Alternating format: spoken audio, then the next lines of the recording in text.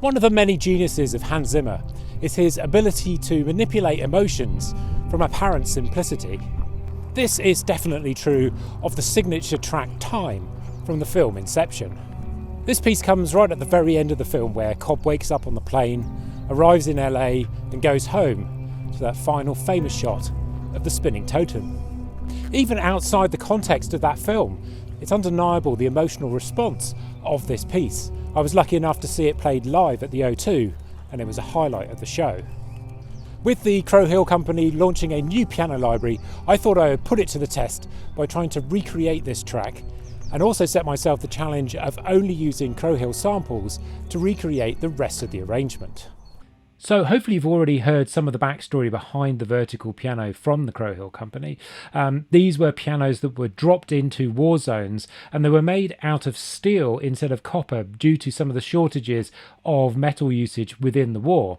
So they're a very unique instrument, and this is really a time capsule of one of these instruments, which is exciting to be able to play. And what really inspired me to make a cover of Time using this instrument is, well, first off, it's an upright piano, and upright pianos are very much like home. And if you think about where this piece of music is in the film, it is all about coming home. And so having this upright, and maybe even an upright that was being used in the war to make the soldiers think about their homes and to give them a sort of a place away from home, it really inspired me to use this piano to create a cover of it.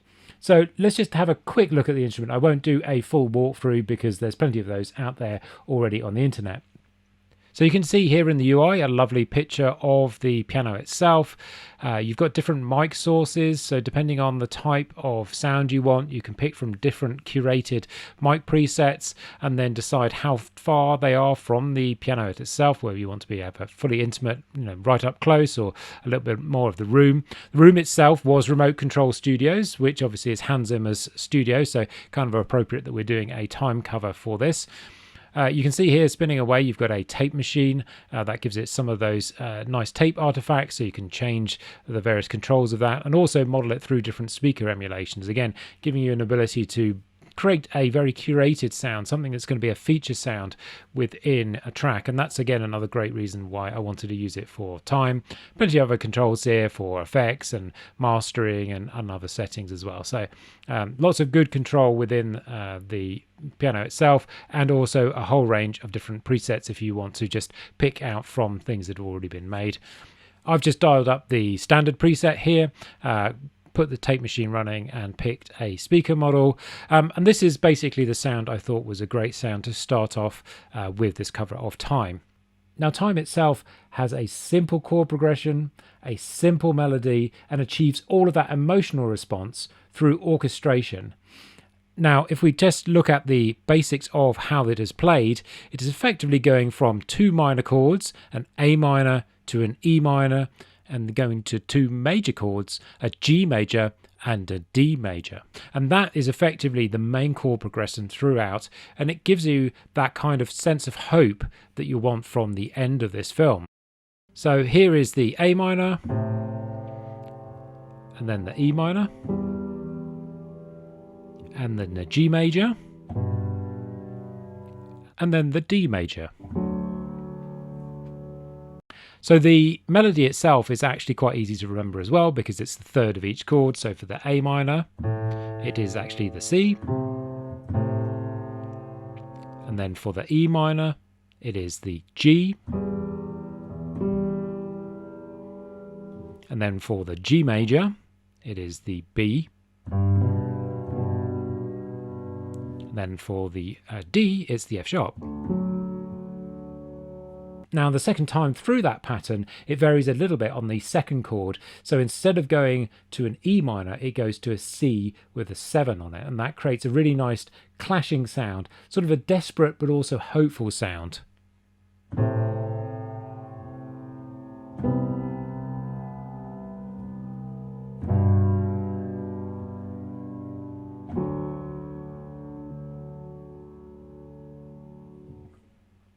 So before I play the full arrangement, I thought I'd show you some of the other elements and how I achieved them with other libraries from Crow Hill.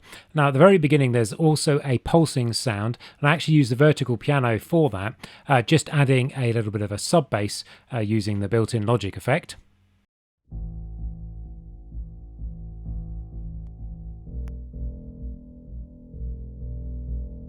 There's also a pad sound at the very beginning, so I used Cosmos for that, the Nebula patch, and I added a bit of spread on it just to widen it out a little bit. Then as it gets into it, we needed some percussion, and because Crow Hill doesn't have any cinematic percussion yet, I did a lot of processing on the studio drums. So studio drums is part of the Vaults beta, and what I did was I added sub bass, some delay, and then I did a bit of EQ to roll off the top of these, and then even more stereo spread. So this is what the drums sound like.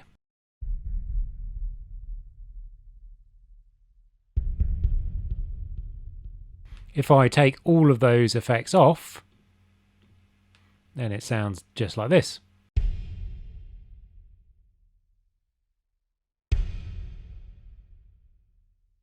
So the first accompaniment to the piano is a legato string. There aren't any legato strings from the Crow Hill as of yet, so I have used the small string gestures, the Sordino patch, which is very nice.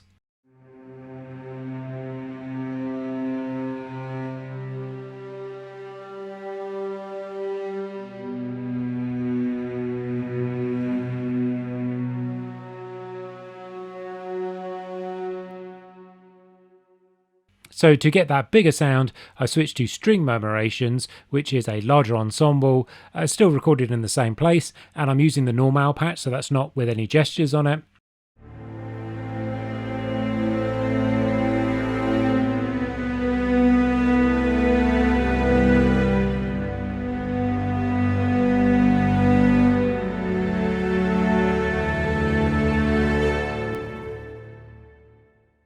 So for the guitar, I've got the shimmer guitar, turned right down the shimmer elements of it, but added a bit of drive, and then I put that through a compressor and an exciter, and that sounds a bit like this.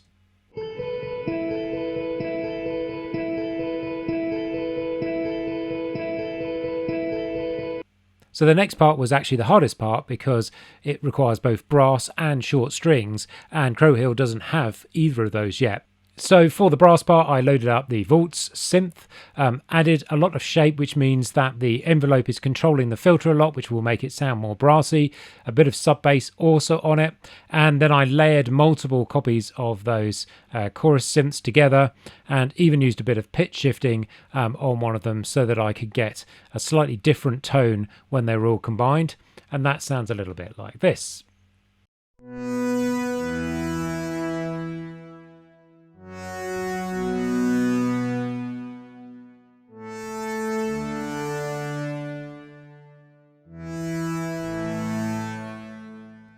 Now, admittedly, that does not sound like brass on its own, but I think within the track, you'll hear that it fits quite well. So to get the short strings was even harder. I ended up using a blur from String Murmurations. I pulled the release right down. I added some pitch correction so that when it was going through the blur motion, it would just try to force it into the notes within the scale that I actually wanted, and then just played very, very short notes, and that sounded like this.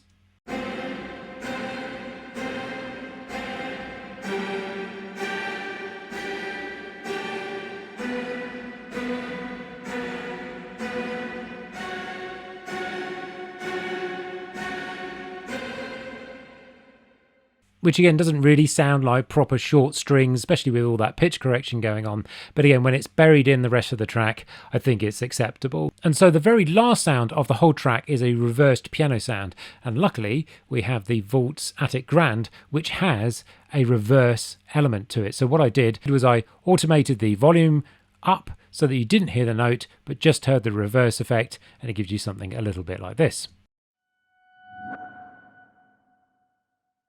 So let's have a listen to the completed track.